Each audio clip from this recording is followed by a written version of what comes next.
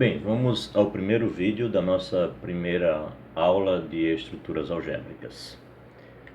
A nossa aula será dividida nesses 5 tópicos e nesse primeiro vídeo vamos dar introdução ao primeiro tópico, que é o tópico de motivação.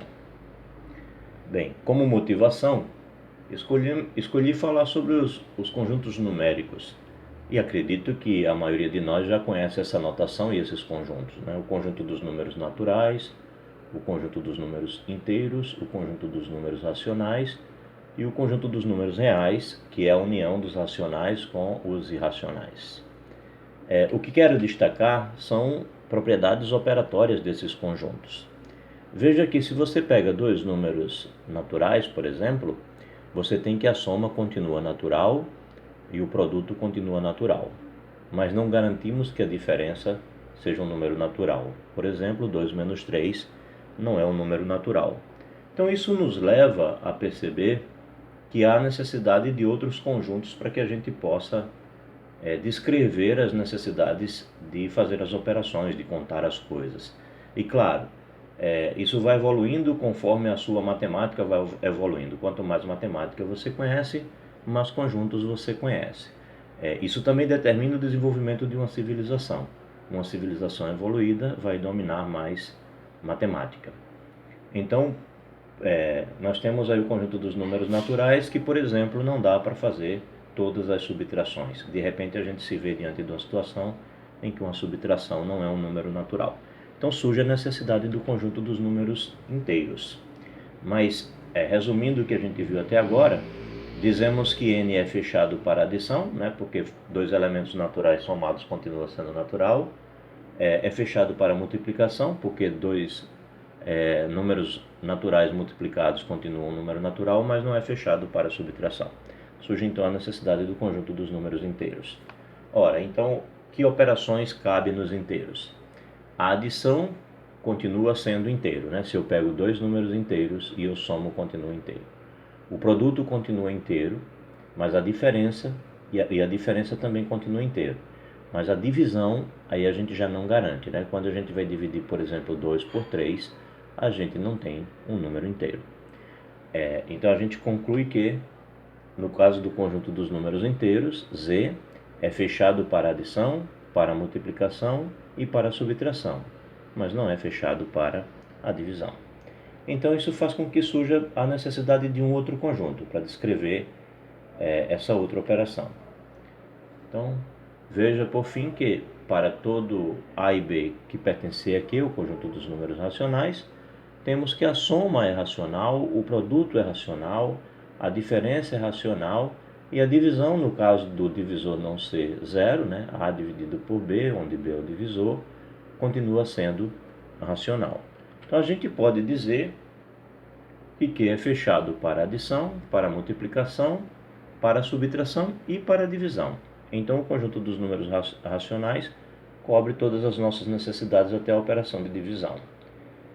Veja que o fato de Q ser fechado para divisão poderia ser dito de uma maneira um pouco diferente. Nós poderíamos dizer que, dado um número não nulo, um número racional não nulo, todo o inverso desse número racional continua sendo um número racional. É o que estamos dizendo aqui, ó. Se você pegar um número racional B diferente de zero, temos que B a menos 1 continua em Q, continua sendo racional. Ou seja, isso implica que Q é fechado para a divisão. Por quê? Porque dividir A por B é exatamente multiplicar A vezes 1 sobre B. Então eu preciso que o 1 sobre B continue sendo racional para que esse produto dê um número racional, que vai ser justamente A vezes B a menos 1. Então eu preciso que o B a menos 1 pertença a Q. Então a divisão ela é fechada desde que, dado um elemento não nulo, o inverso desse elemento continue dentro do conjunto. Bem, na forma de diagrama, nós poderíamos dizer que chegamos a esses conjuntos até agora, né? O conjunto dos números naturais, que está dentro do conjunto dos números inteiros, de maneira natural, e eles estão dentro dos racionais, porque todo inteiro pode ser escrito como uma fração, onde o numerador vai ser o próprio inteiro, o denominador pode ser 1, por exemplo. Ou seja, dado um número A inteiro, A pode ser escrito como A sobre 1, portanto, todo inteiro pode ser escrito como fração, onde o numerador e o denominador são inteiros e o denominador diferente de zero, ou seja, todo inteiro pode ser escrito como um número racional. Bem, aí vamos observar as potências, né? Quando a gente vai calcular uma potência. Ora, sabemos que se eu pegar a base da potência racional e n, um número inteiro, com essa base diferente de zero, então essa potência continua sendo um número racional, por exemplo. Além disso, sabemos que se a for igual a zero e n for maior do que zero, também temos que a elevado a n continua sendo racional, né? Então, nós temos a garantia de que essas potências continuam sendo racionais. Veja que aí estou destacando o fato de que 0 elevado a zero não está definido, né? Veja que a situação 0 elevado a zero está excluída dessa observação. Bem, aí vem a pergunta. A potência a elevado a n, com a pertencendo a q, e o expoente n pertencendo a q, mas não sendo inteiro, ou seja, o n é uma fração. Ela pertence a q? Essa pergunta vai levar a gente a necessitar de um outro conjunto para descrever os números, para descrever as quantidades e para poder operar as potências.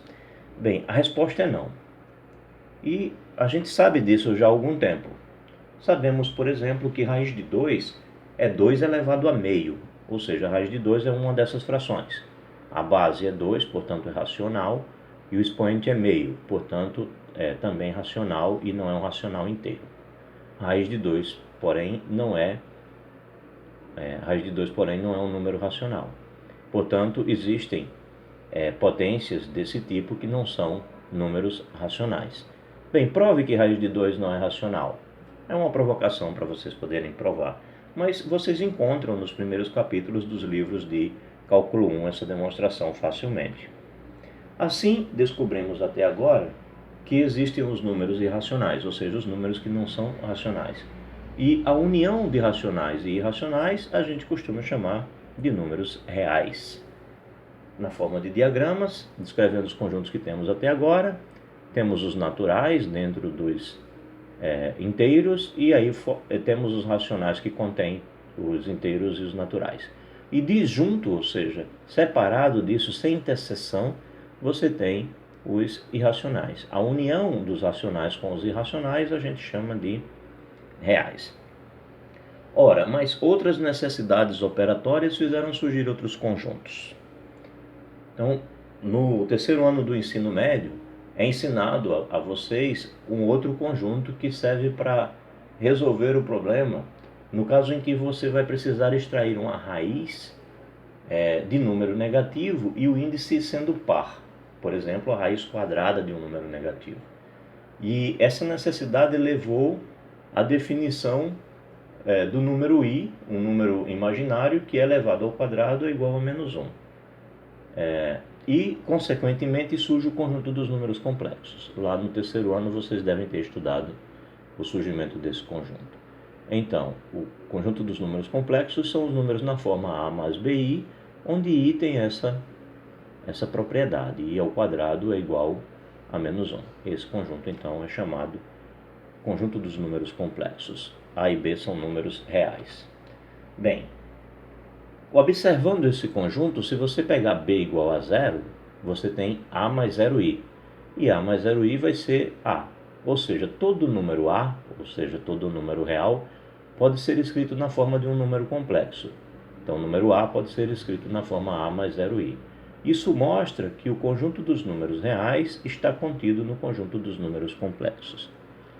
No terceiro ano do ensino médio, encerra-se essa abordagem para vocês com esses conjuntos. Esses são os últimos conjuntos que são estudados até o final do ensino médio. Bem, eu vou parar esse vídeo por aqui para não nos prolongar muito e dou continuidade com outros exemplos a partir do próximo vídeo.